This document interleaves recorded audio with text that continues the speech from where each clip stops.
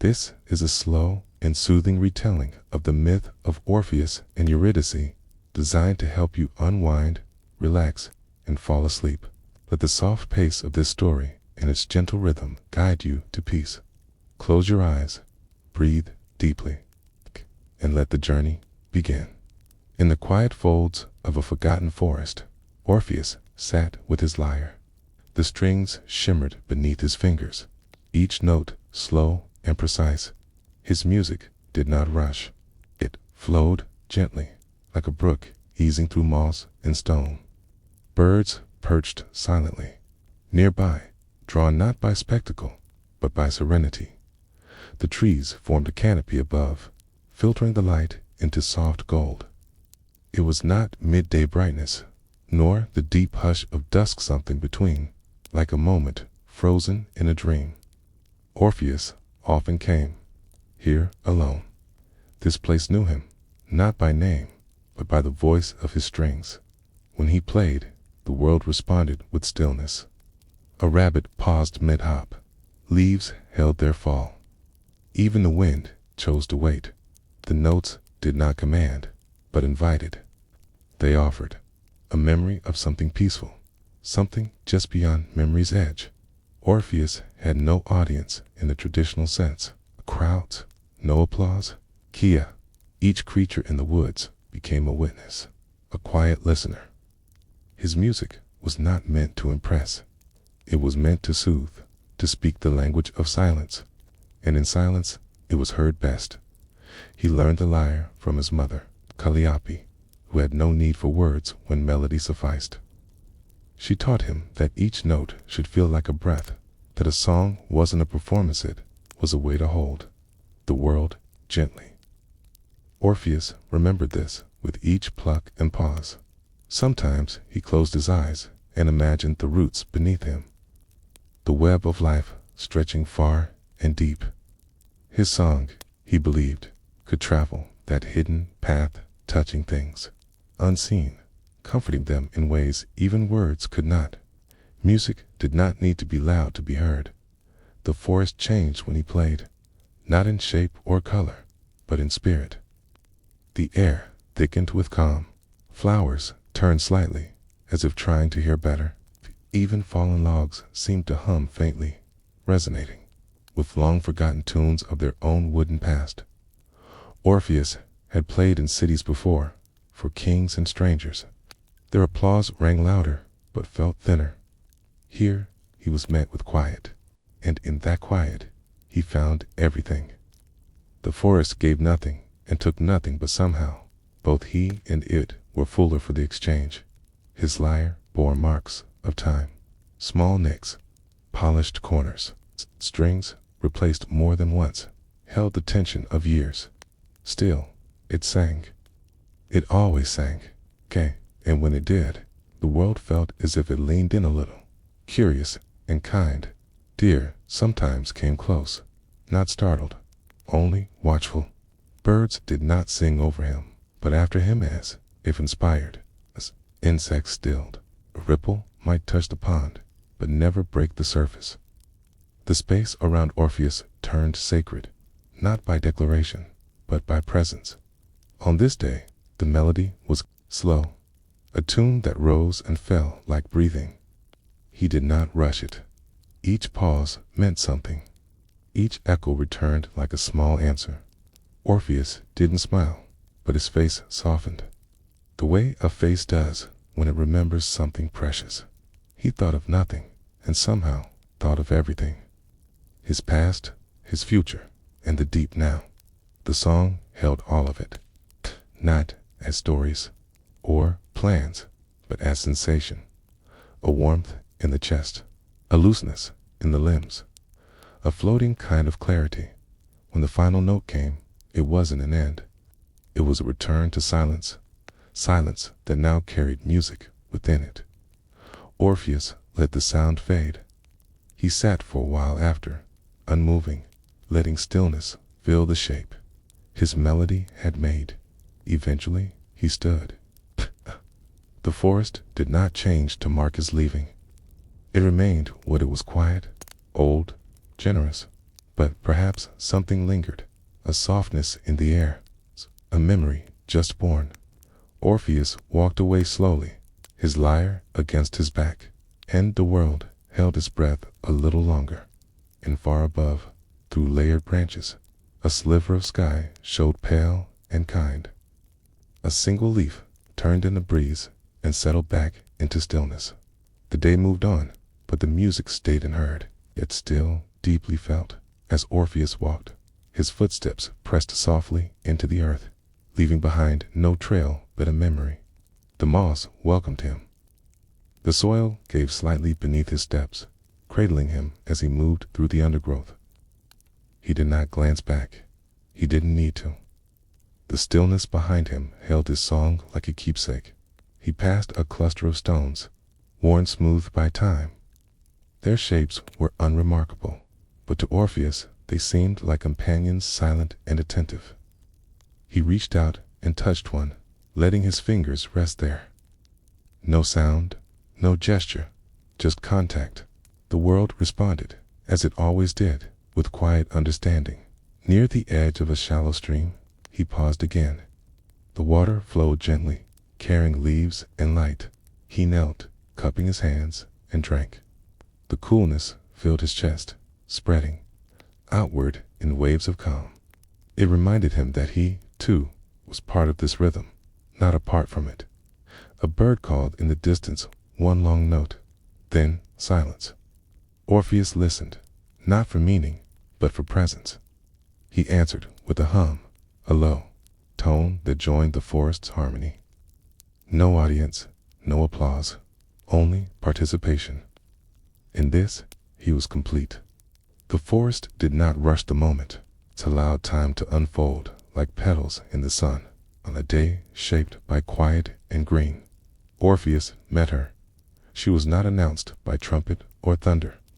She arrived as a breeze, dust soft, unnoticed at first, yet deeply felt once there. Eurydice stood among the trees, not moving, not hiding. She was watching a patch of light shift over the earth, golden and slow.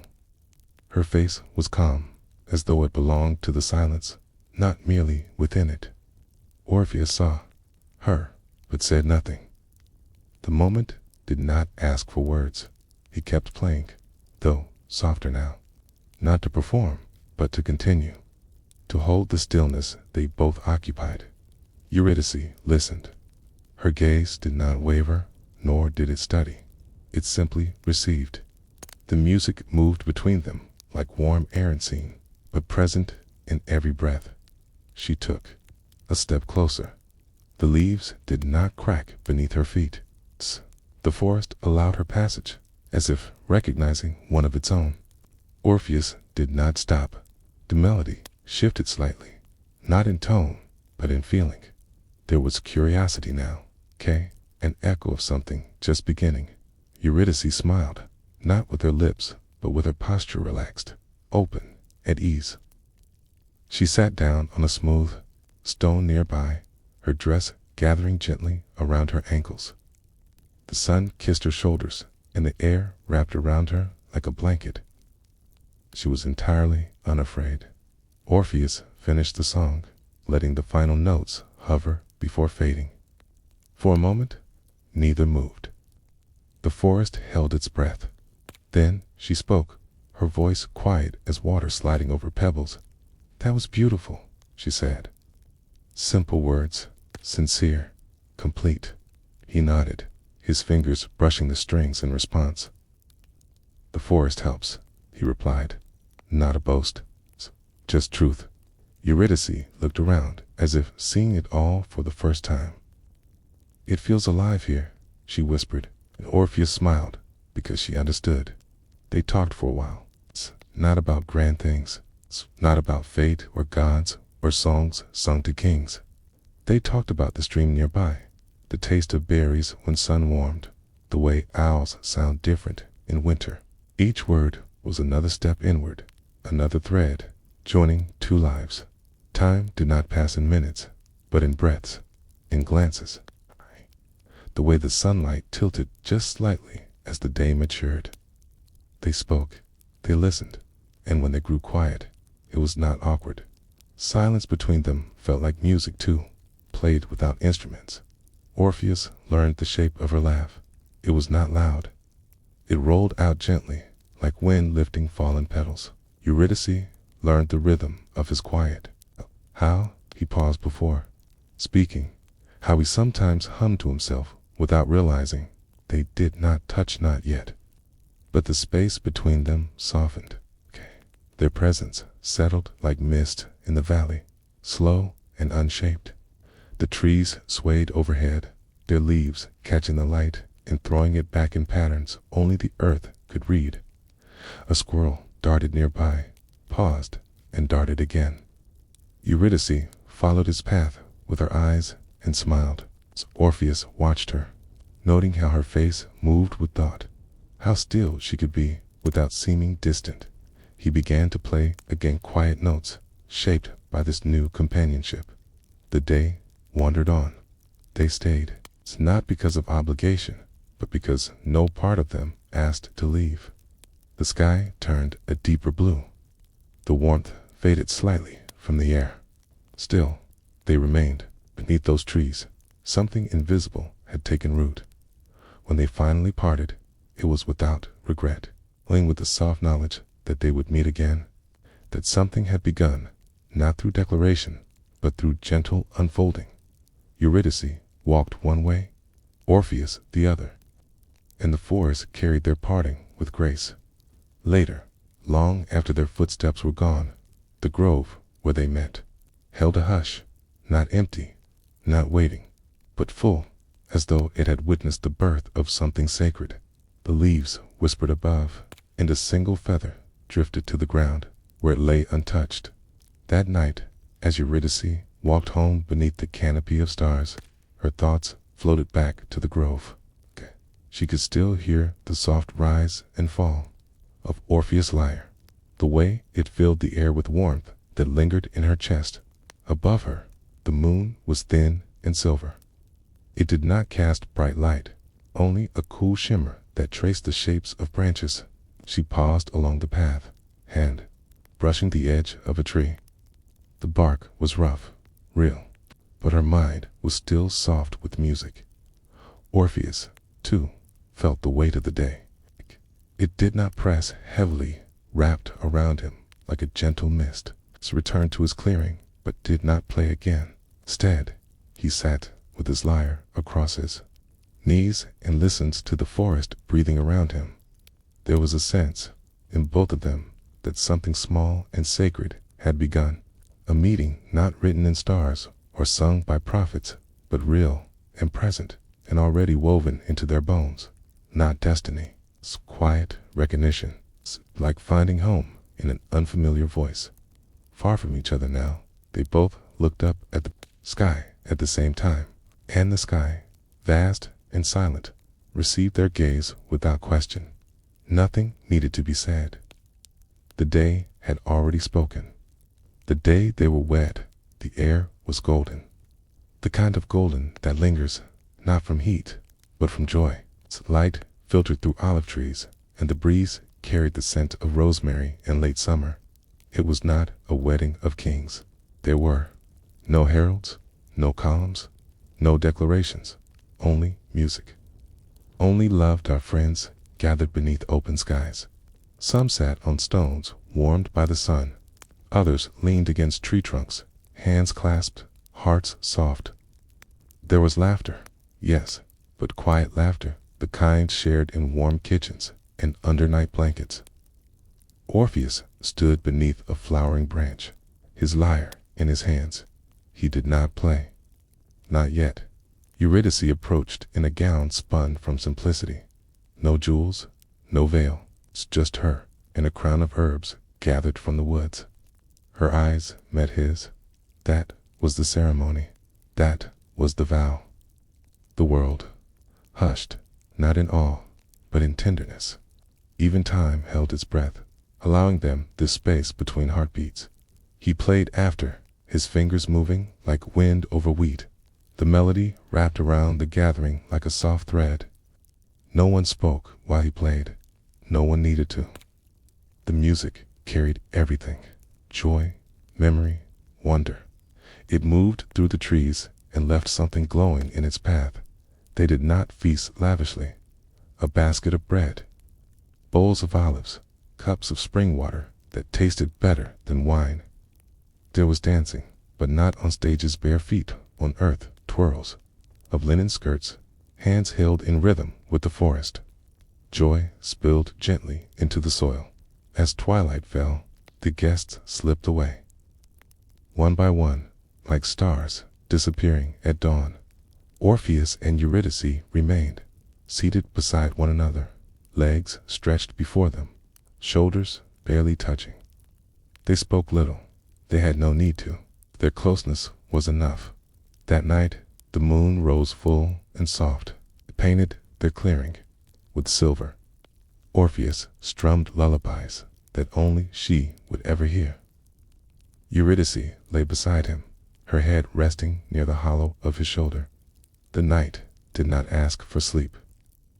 It only asked them to stay. Morning came with birdsong and golden haze. They rose together, laughter still in their bones. But fate, which watches from its unseen perch, does not always favor softness. As Eurydice walked barefoot through the grass, the world turned. A serpent, hidden among stones and shadow, moved beneath her heel. She gasped, not in fear, but in surprise. A quick sting, a stumble. The fall was slow, as if the air itself tried to hold her, tried to keep her upright. But she sank, her hand brushing a petal as she fell. Orpheus heard the sound of the break in rhythm, the silence that followed. He turned. She was there, still, pale, her breath shallow and far away. He ran, his lyre forgotten, and cradled her as if the pressure of his hands could pull her back from the edge.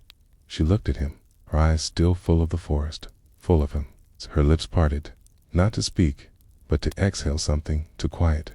4 words, then nothing. A stillness that felt like it could shatter the world. The sun continued to rise, unaware or uncaring. The wind moved through the branches as it always did. But for Orpheus, the day had ended, not with darkness, but with absence, the kind of absence that echoes in every sound, in silence alike. He did not cry, not then. He sat beside her, arms around her, eyes open to nothing. The forest, which once sang with him, grew solemn. No birds, no breeze, even the leaves seemed frozen. Time passed differently, now longer, heavier. By evening, he carried her, not to a palace or a temple, to the grove where they first met. Laid her down among the roots, and for the first time since she had fallen, he played a song of mourning, of memory, of love that did not know how to die. The notes did not rise. They stayed low, close to the earth, as if seeking a path downward, into the world beneath. And as the final string quieted, Orpheus made a vow to forget her, not to move on, but to follow. Wherever she had gone, he would go to. That night, Orpheus did not return home. He remained by her side, unmoving. The stars wheeled overhead, in quiet procession. The moon lowered, and the shadows deepened, but still he sat. His fingers occasionally brushed the strings, not to make music, but to remember how it felt. Somewhere in the distance, an owl called, a single note, mournful and round. Orpheus did not answer. He was inside himself, inside the ache of what had changed. Dawn found him there, surrounded by dew and silence, his eyes open and hollow. When he finally rose, it was not with purpose, but with weight. His limbs were heavy, not from sleep, but from grief.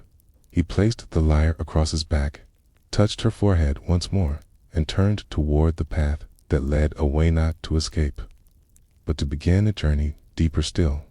The forest did not stop him. The roots parted beneath his feet. The wind moved aside. Even the trees, tall and ancient, seemed to bend slightly. honoring the man who had once played for joy and now walked in mourning. Each step took him further from the world he had known. He did not know where he was going, only that it was down, into shadow, into myth, into the space where songs turned into prayers. And if he could not wake her, he would descend to where dreams lived and ask for her return. Orpheus walked with no destination, only direction, downward, into the folds of the earth where no roots grew, where even the sun forgot to reach. The land changed around him. Trees thinned, soil turned to stone. Light faded, not abruptly, but as a slow retreat. The path was not marked, but he felt it beneath his feet, invisible pull that guided him forward. His steps echoed softly. The silence around him was not empty, but full of waiting. It was a hush that had no beginning and no end. He passed through narrow caverns, ducking beneath arches formed by time and water. The air thickened, cool and still. Shadows leaned close, not menacing, but curious. They watched him, this man who did not tremble, who carried grief like a lantern dot at times. He paused, not from fatigue, but from wonder. The underworld was not as he imagined. It was not fire and agony. It was a quiet world, carved from memory and stone. Rivers ran not with water, but with reflection. Echoes drifted like mist. He crossed a bridge that groaned beneath him. Beneath it, a current of soft whispers flowed. The words were indistinct, but full of longing. Orpheus did not look down. He only listened. And in that sound, he felt the weight of every goodbye ever spoken. A tunnel followed, narrow and long. The walls were covered in markings, stories etched by those who passed before. He brushed his hand along them, feeling grooves worn by time and sorrow. Each symbol was a prayer, a plea, a poem left behind. Eventually, he came to a gate not barred, but present. A great arch of black stone, smooth and silent. No guards, no challenge, only a presence. Orpheus stood before it and did not ask permission. He stepped through because love had already opened the door. Inside, the air changed again. It became heavier, not with threat, but with truth. This was the realm of endings, the place where all things rested when stories were done. Here, Orpheus's breath became visible. His heart beat louder. He continued forward. The path spiraled downward now, gently, like a song slowing to its final verse. Light, faint and blue, shimmered on the stones. It came from nowhere, and from everywhere. He could see, but only barely. Figures appeared, not solid, not ghosts, shapes made from memory and mist. Some watched him, others wept silently. None spoke. They moved aside as he passed, recognizing something in him that belonged. Orpheus reached a wide hall, carved into the earth like a cathedral of silence. Pillars of shadow held up a ceiling that was not there. At the center, a river flowed black as ink, slow as breath. This was Lethe, the river of forgetting. He knelt beside it, not to drink, but to reflect. The water held no images, only feeling. As he gazed into its depths, his memories began to blunt, fade, but stretch. He closed his eyes and held fast to Eurydice's face, her voice, the warmth of her hand. From the other side, a ferryman watched, cloaked and still. He raised no hand, asked no fare. Orpheus stood, walked to the edge, and stepped into the boat without a word. It rocked gently, then began to drift across the water. The river spoke in murmurs, words that were not words, feelings without shape. Orpheus sat still, the lyre across his knees. He did not play. Not yet. The journey was not over, only beginning. The other shore approached, and with it, the court of shadows. As the boat reached land, Orpheus stepped out. The ground beneath him was soft, like velvet woven from silence. The world here was deeper than dark. It had weight, but no color, shape, but no edge. He stood tall, not in defiance, but in hope. He moved forward, the air around him dense with memory. Each step felt softer than the last, as though the earth itself was loosening its hold on form. Shadows whispered past him, neither cold nor warm, only present. They did not speak his name, yet they seemed to know why he had come. A cavern opened ahead, round and vast, its walls glimmering faintly with minerals like stars sealed in stone. The ceiling was lost in haze. In the center stood a pedestal, not high, not adorned, just waiting. Orpheus approached slowly, heart steady, mind fixed on her. He took his lyre from his shoulder. It had grown heavier since the journey began. Strings hummed faintly as he lifted it, recognizing what was to come. Orpheus closed his eyes, inhaled deeply, and began to play an ode for the dead. But for one among them, the notes fell like petals on still water. They did not echo. They settled. The melody spoke of mornings touched by laughter, of hands held during silence, of a face turned in sunlight. Each phrase reached into the hush and warmed it, as though turning winter toward spring, toward all around. Him, the underworld listened. Its stillness leaned closer. Even the river behind him seemed to slow. Orpheus did not cry out or beg. He only offered each note a gift, each chord a memory. His voice, when it joined the music, trembled with gentleness. "I've come for her," he said, and the earth did not answer. Not yet, but something in its depths began to stir. Came attention, not of denial, but of decision. It's a kind of pause that holds two futures in one breath. Lethe flowed like a ribbon of night through the underworld. Its waters did not rush or ripple.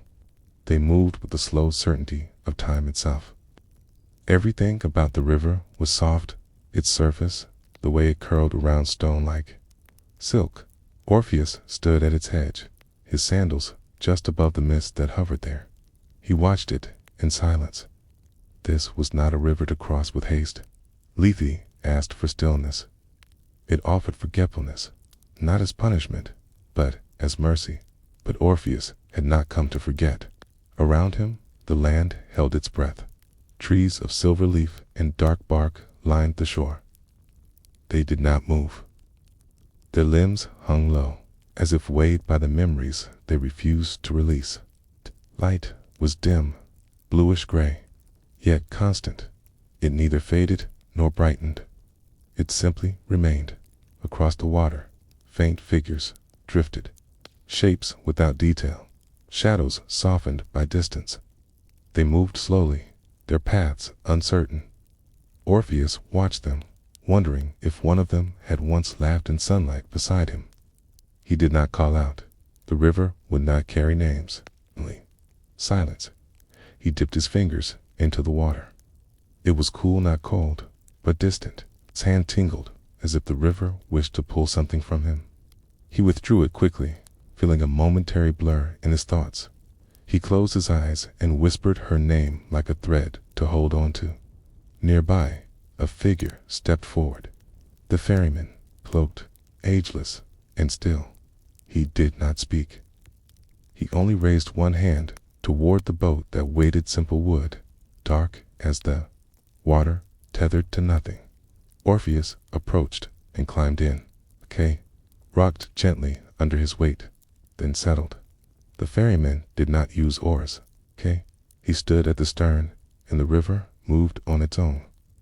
The mist parted before them like breath on glass. Lethe revealed no bottom, no fish, no stone. It was not made of water.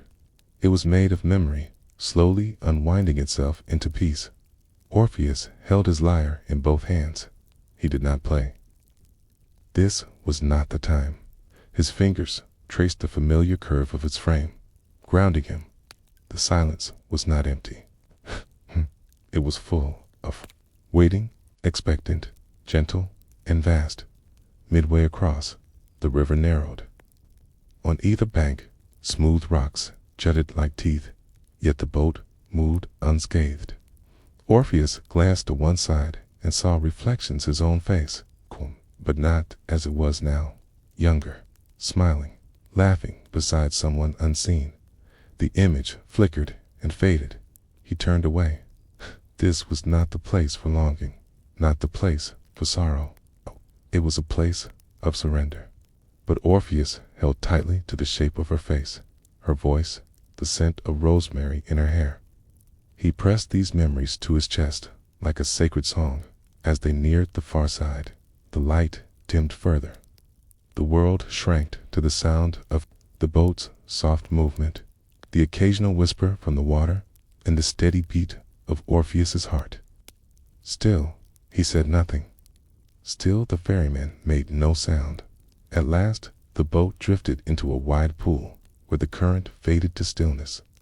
The shore was close, now lined with marble stones worn smooth by centuries of crossing. The ferryman raised his hand again. The boat came to rest without a sound. Orpheus stepped onto the shore. The ground was firm, warm from within. Behind him, the boat dissolved into the mist. The ferryman remained, watching with eyes that saw everything and judged nothing. Then he, too, was gone. The land ahead opened into a wide corridor of silence. No breeze, no footsteps, no breath. Orpheus walked slowly, each step deliberate. The walls shimmered faintly, as if made from layered dreams.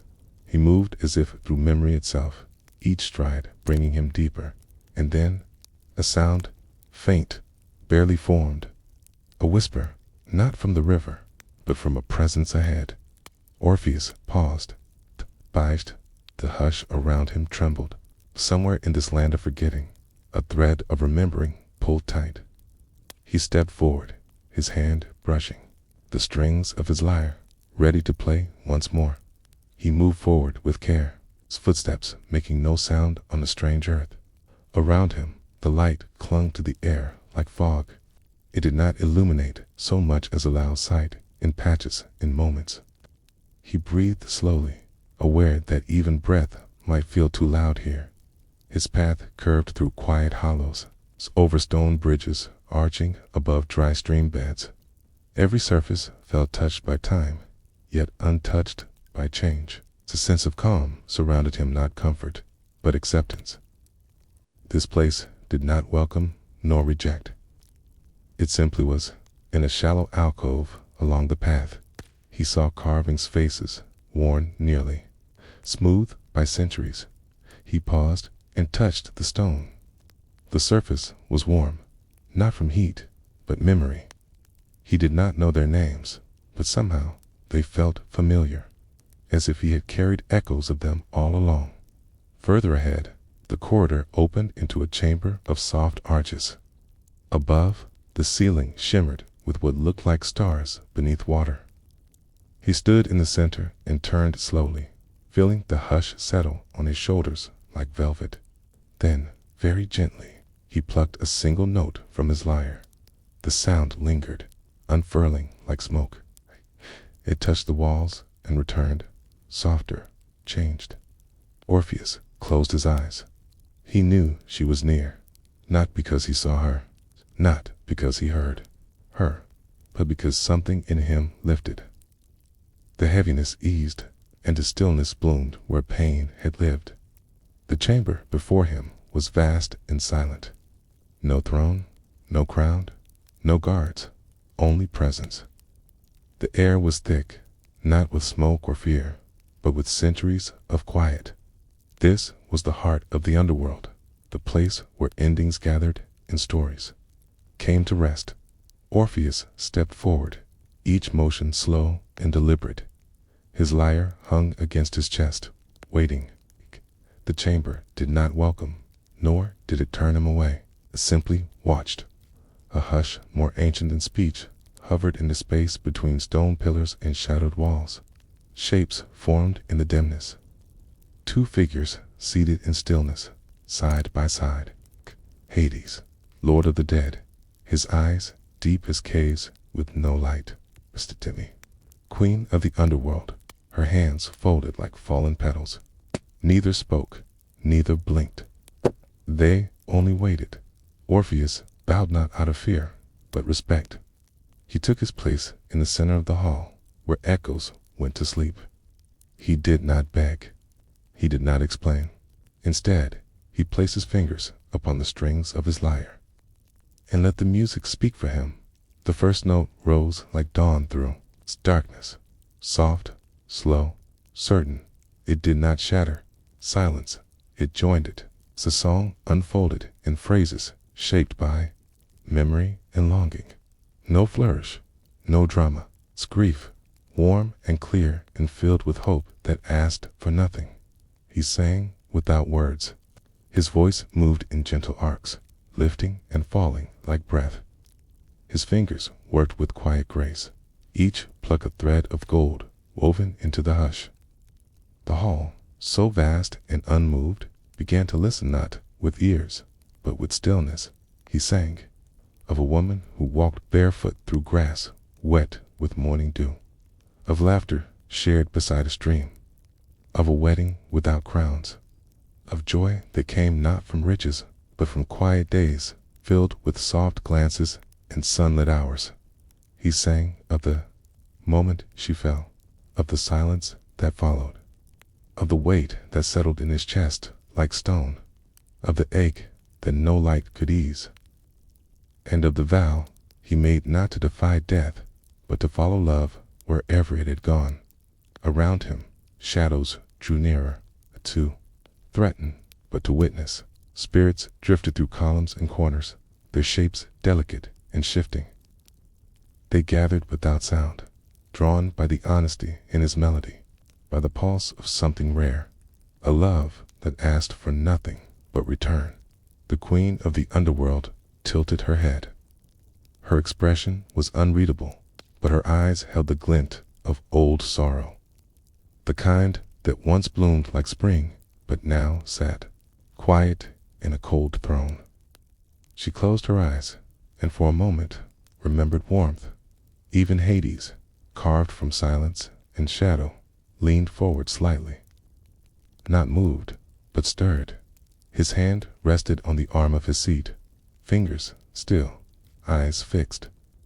He did not smile, he did not frown, but he listened as one who knew the cost of eternity. Orpheus did not falter. His song swelled, not in volume, but in depth. It became a storia, quiet, one of a man who found meaning, not in conquest, but in closeness, in the sound of footsteps beside his own, in the brush of fingers, in shared breath beneath trees. Notes slowed, then faded, until only silence remained. Orpheus bowed his head, not to conclude, but to offer. The music had gone, but its shape lingered, like warmth from a vanished fire. The hall did not applaud, breathed. For a long time, no one moved. Then Persephone rose. Her steps made no sound. She approached the edge of the days, her eyes on Orpheus. "You have sung truly," she said. Her voice was quiet, the sound of dusk. "You may take her, but only if you trust." Orpheus looked up. Hades nodded once, slowly. "She will follow," he said, his voice like gravel softened by age. "But you must not look back. Not once. Not until you both have left this place behind." Orpheus did not speak. He nodded once, solemn and sure. The stillness in his chest pulsed with something unfamiliar, hope laced with fear. He knew the cost of looking back, but he also knew the ache of having once looked forward and found only emptiness. A new hush filled the chamber. Not the hush of endings, but of beginnings, waiting to breathe. From the space between the pillars, a figure stepped forward.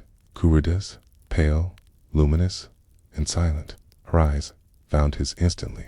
She did not run to him. She simply stood, present and whole.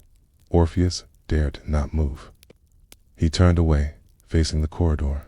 Behind him, his hands trembled as he lifted the lyre again, not to play, but to hold something steady. The memory of his song still echoed faintly in the space around them. It would have to be enough. He took the first step. Behind him, he heard nothing, but he felt everything. Her presence was like breath on the back of his neck. A whisper without sound, the beginning of a dream returning to life. Step after step, he moved forward. Slowly, faithfully, they passed the quiet arches. The walls shimmered. The spirits parted, watching without gaze. Even the river Lethe seemed to dim its pool, as if holding its breath. The underworld, ancient and vast, let them go not with joy, but with reverent stillness. Persephone remained behind after Orpheus and Eurydice departed the great hall. She did not follow, but neither did she turn away. Her gaze lingered on the path they had taken, her expression unreadable, part memory, part mourning, part something softer still. She stood alone for a long while. Hades remained seated, unmoved. Their silence was not cold. It was simply long, deep-rooted. The silence of two who had known one another for eons, whose conversations now lived in glances and pauses more than words. The chamber grew quiet again. The spirits who had gathered began to disperse, fading back into shadows and columns. Yet something lingered, a feeling, a shift, as though a ripple had disturbed the bed of an ancient, undisturbed sea. Persephone stepped forward and placed her hand on one of the empty thrones beside her own. It was carved from obsidian, polished smooth by touch and time. She did not sit. She only stood there, her fingers curled against the edge of stone. She remembered the sound of Orpheus's voice, not the notes, but the spaces between them. That was where the truth had lived. The pauses where longing breathed, where devotion waited. It had been a song of restraint, and that was why it had reached her. Long ago, she had known sunlight, had run barefoot through fields that bent with laughter. She had tasted fruit still warm from the sun, had danced without duty. She carried those memories inside her now, tucked beneath layers of shadow. And in that moment, something in her stirred. Not regret, not yearning, just recognition. She did not envy Eurydice, nor did she pity her. She simply understood what it meant to be loved so deeply that someone would descend into death to speak your name. Persephone turned toward the shadows at the far side of the hall. Figures hovered, their feminine and silent. The shades of women who had once waited, once been followed, once forgotten. They moved like petals on still water, watching, listening. She walked toward them, slow and deliberate. The sound of her steps was nearly silent, more vibration than echo. When she reached them, she did not command. She simply joined them. She too had waited once. She too had been called and not answered. They stood together, a quiet circle, no words, just presence. A communion of women bound not by fate, but by memory. And Persephone lifted her hand, not to gesture, but to open it palm upward, empty, offering nothing but attention. In that stillness, a warmth settled into the chamber. Faint and slow, like the sun trying to pierce morning fog. It didn't banish the darkness. It didn't disturb the stillness. It only joined them, like a guest invited but not expected. From her fingertips, a single petal drifted. It was not conjured, nor summoned. It simply fell. Pale, translucent, and soft. It touched the floor and did not disappear. It remained, a small echo of something once living, now remembered. The other shades knelt, not to her, not in reverence, but in response. Their movements were fluid, as though caught in the sway of a deep, slow tide. Persephone followed, sinking gently to the floor, her dress folding like waves around her knees. They sat in silence. Not to wait, not to plan, but to feel, to allow what had been sung to settle in the bones of the place. And, for a time, the underworld felt less heavy, not lighter, but less alone. Hades watched from the dais, his eyes unreadable, yet softened. He said nothing, as always, but in his silence there was space. Space for the dead to remember who they once were. Space for a song to continue long after the final note had played. Persephone remained seated, her eyes lowered but not closed. Around her, the shadows shifted like breath. They responded to the silence, curling inward, folding over themselves like the memory of water. There was no sound of wind, no creak of wood or rustle of cloth, only the stillness that followed understanding. In her lap, her hands relaxed. Fingers that once clutched pomegranate seeds now rested, open.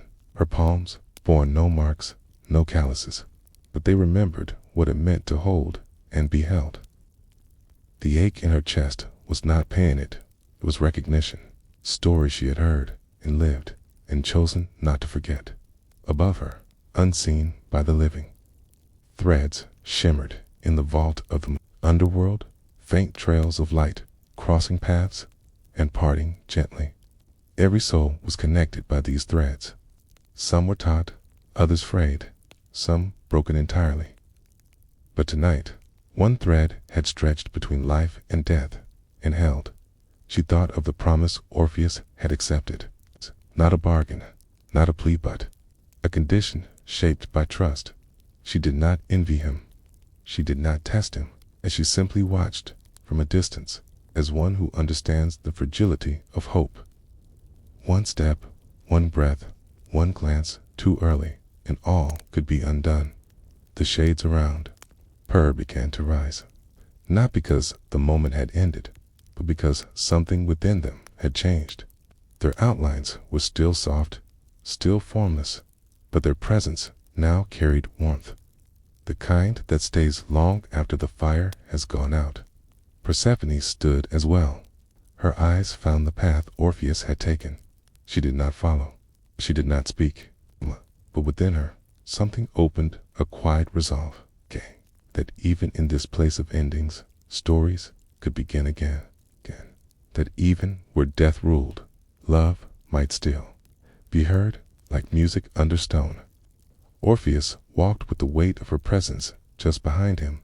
He could not see her, he could not speak to her, but he felt her like the promise of warmth before fire, like a heartbeat just out of reach.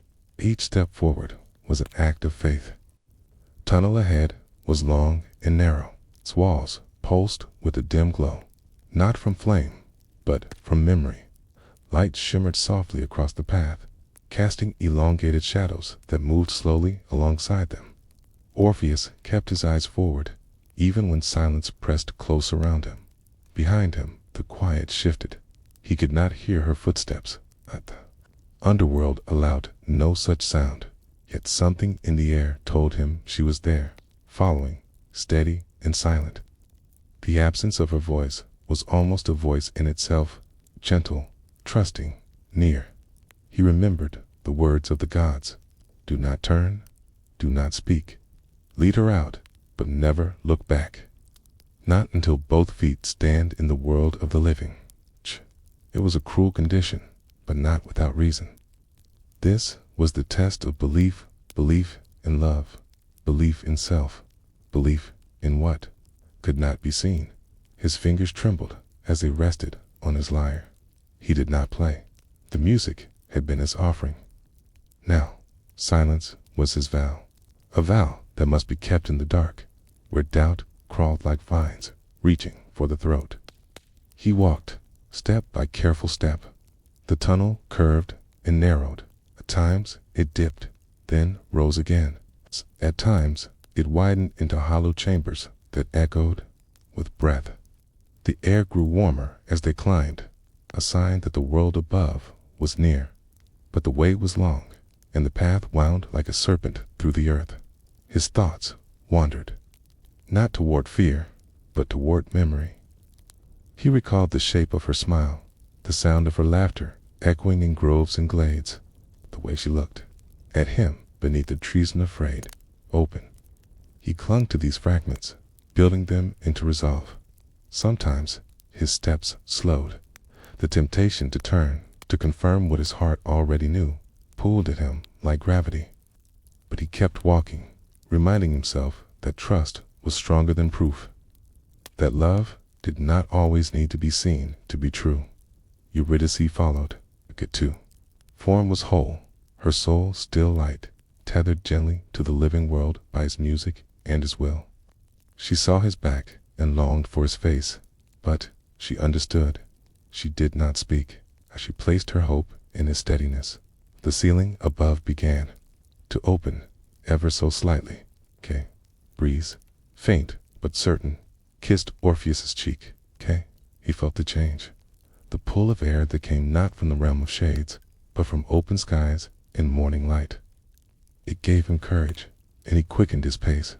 Each footstep was deliberate, a prayer in motion.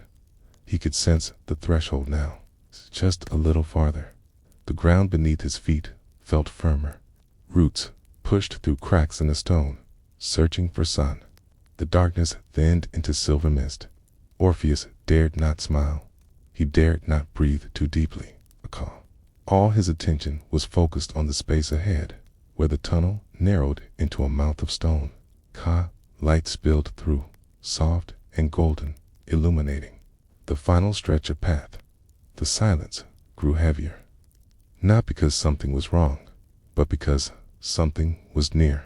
Orpheus knew the hardest moment had come, the moment just before the end. The mind, full of need, whispered lies. Just look, just once. She is there. What harm could it do? But he held fast. He kept his gaze on the light ahead, not because he did not want to look, but because he wanted to see her again in the sunlight, free, laughing, with wind in her hair. The world waited just beyond. A few more steps, just a few more, and still he walked. Not faster, not slower, just forward, through stone and shadow, silence and doubt, memory and faith. One step, then another. The climb was almost done. Elise followed, close enough to touch, yet bound by trust alone. The wind at the threshold was no longer imagined. It whispered across Orpheus's face like a welcome to long delayed. He felt its warmth, its invitation, could smell earth and green things, the familiar breath of the world he had left behind. A single step remained, just one, and yet it stretched before him like eternity. His breath caught, thought, sharp and sudden, stabbed through him. What if she was no longer there? Taya. What if he had failed, silently, somewhere in the dark? His fingers tightened around the lyre, not in fear, but in focus. He banished the thought. He banished them all. His task was not to question, not to calculate. His task was to believe, to hold fast to the love that had brought him this far. He stepped into the light. The sun touched his skin, soft and golden. The world opened around him in a breath of color. Trees, sky, wind, the living earth. He stood in its center, a figure born again from shadow.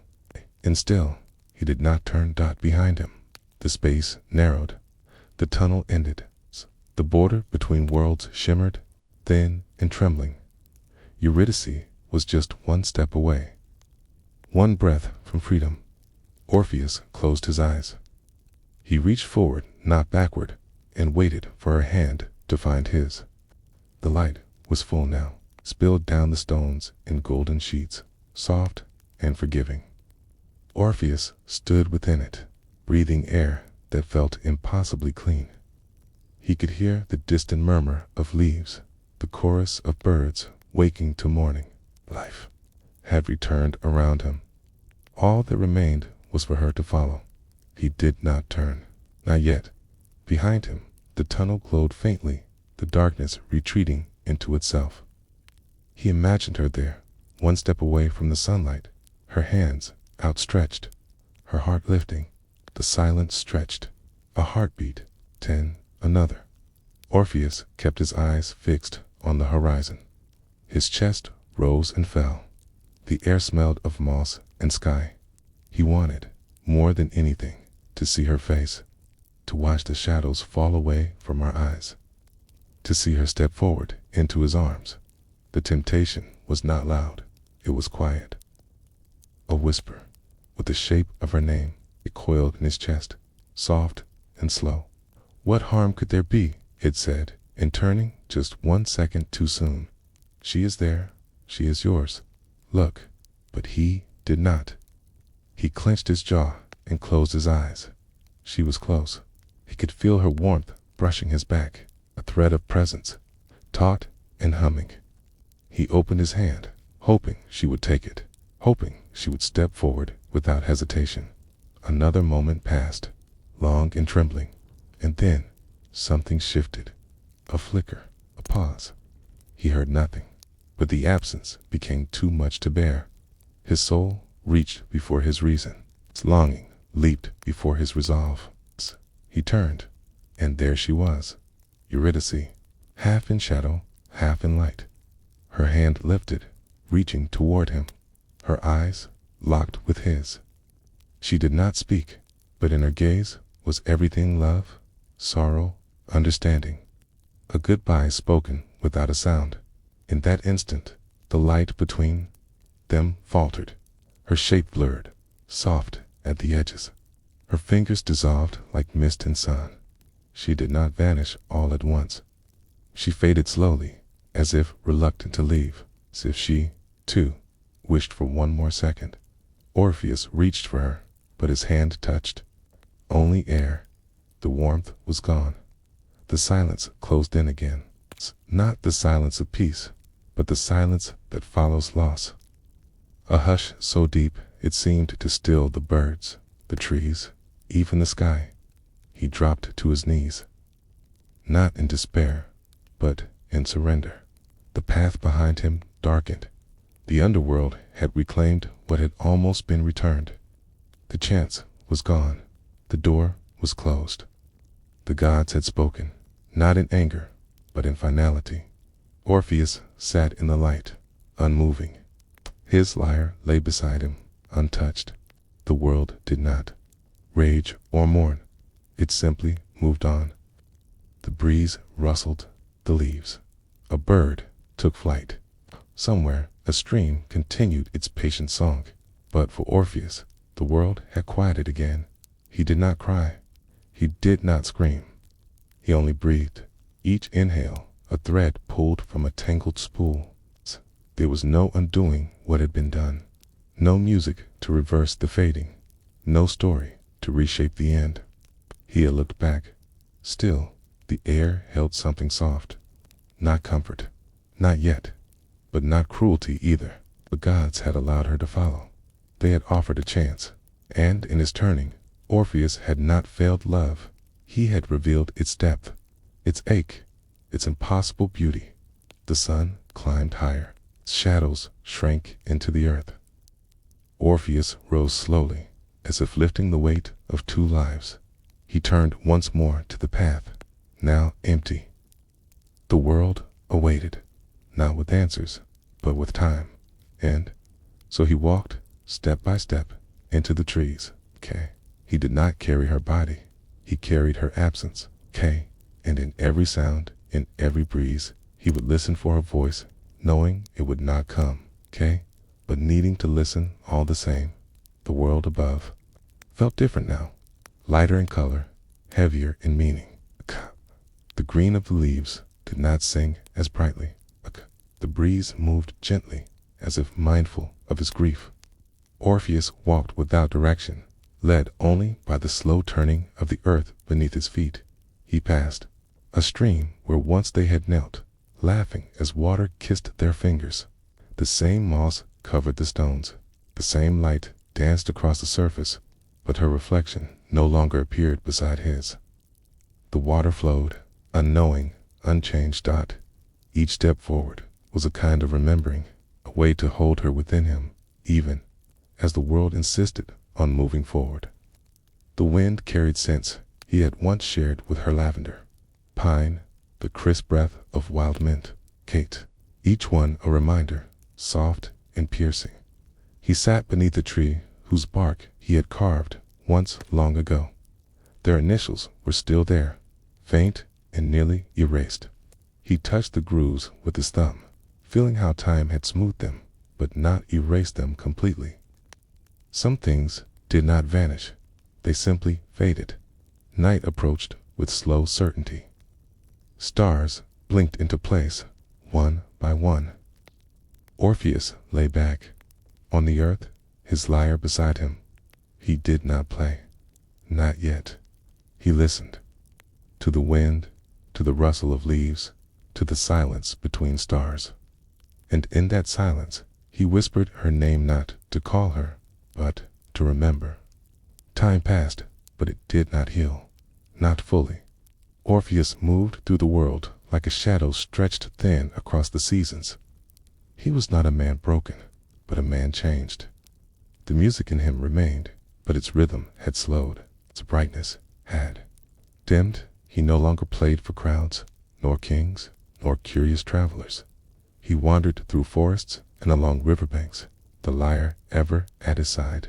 Sometimes he played for the wind, sometimes for a stream, but mostly he played for her, for the silence she had left behind. The lyre's voice had grown softer. Notes carried the texture of twilight and falling leaves. They were not sad, they were patient, like hands waiting in open air, like stories told after everyone else has fallen asleep. The kind of music that asked for nothing but a quiet listener. In the village below the hills, people spoke of a man who could coax tears from stone, who played under trees until even the birds stopped to weep. They did not know his name, only his sound, a sound that traveled like mist and settled gently over rooftops and dreams. Children, hearing the music, would press their palms to the windows and ask who played such sorrow. Their parents would hush them, not unkindly, and whisper tales of lost love, of gods and shadows, of vows made and broken and held again in memory. Orpheus never stayed long in one place. He was not fleeing, he was searching, but not for her. He knew better than that now. Kay searched for the spaces she had once touched, the quiet corners of the world where her absence might feel most like presence. He found solace among trees and in the hush of meadows just before dawn. He lingered near old ruins, sang beneath the stars, and laid his head on moss when sleep came. In dreams, she did not speak, but her gaze remained the look of someone who had understood. Even at the end, he grew older, though slowly. Time treated him differently, as if reluctant to age the man whose music had once moved gods. His hands thinned, his steps slowed, but his voice retained its soft clarity. His songs deepened. They rang with time, not bitterness. One evening, in a clearing no longer marked on maps, Orpheus sat beneath a leaning tree. The sun had gone, and night rose, cool and still. He rested his lyre beside him and watched the moon rise. The forest made no sound. Even the crickets had paused. He spoke aloud, though no one answered. "I kept walking," he said. "I never turned again." His voice cracked, but he smiled, a quiet, knowing smile. "You would have laughed," he added. How seriously I took it all, at how long I carried the weight of that single glance. He picked up the lyre once more and plucked a chord. It trembled in the night air, sweet and low. Another followed, then a phrase, then a song, new yet old. A melody not of grief, but of remembering. It's a lullaby for the spaces she had once filled. His eyes drifted close as the notes carried outward. And in the hush that followed, something stirred, a breeze, a breath, a whisper of warmth against his cheek. He did not open his eyes. He only smiled again, softer now, as if someone had answered without words. The stars wheeled above, unhurried and bright. The night passed without witness, save for the trees and the wind and the silent earth. When morning came, the lyre lay quiet beside him. The man himself was still, head tilted gently to one side, eyes closed in peace. They say the grass grew taller around that spot, that birds returned year after year, singing unfamiliar songs at dawn, that no one dared take the lyre, though many tried. It remained there, resting in the quiet, waiting. And if you go there, in the last breath of twilight, and listen, truly listen, you may still hear it. Not with your ears, but with the part of you that remembers what it means to love deeply, to lose gently, and to carry both as one. Seasons passed quietly over the grove. Spring painted blossoms near the roots where he had last sat. Summer warmed the clearing, and autumn laid its gold gently at his feet. Even winter, cold and sharp, softened its breath as it crossed that patch of earth. Travelers sometimes wandered close. They felt something before they saw it, a stillness, a reverence. Trees seemed taller there. The wind paused, curious, and in that hush they would see the lyre, untouched, resting in grass as if placed there moments before. None disturbed it. A few reached out, only to draw back without knowing why. Others sat nearby, not speaking, unsure what had led them there. Some wept without understanding the reason. Some smiled, most simply listened, hoping to catch a whisper of something lost but not forgotten. A child once left a flower, another tied a ribbon to a branch. Each visitor, knowingly or not, gave something, small offerings, not to a man, but to a story that had become part of the place. A story of love that had stretched beyond breath, beyond sight, beyond even song. And so the tale remained, not written in books, but carried on wind, echoed in the hush between words, remembered in the aching quiet. After music fades, the lyre stayed, the grove endured, and Orpheus, though gone, was never truly silent again.